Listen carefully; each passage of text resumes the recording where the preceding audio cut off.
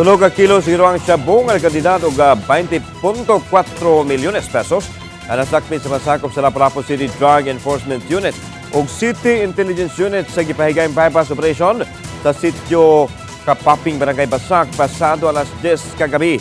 Subay nini nasikop usab ang duha ka mababayeng suspitsado nga nagedad og 44 anyos ug 26 anyos.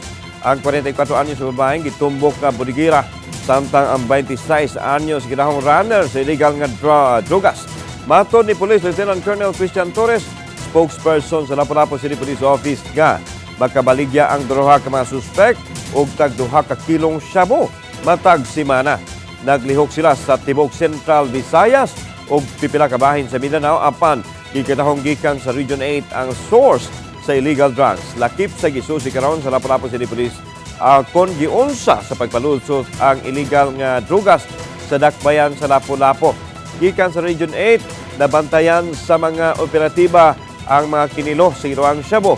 Gisulod pa og potos sa usa ka parcel tracking company. Sa pagkutlo ni balita, wa pa makuhae sa habig ang duha ka mababayeng tinakpan.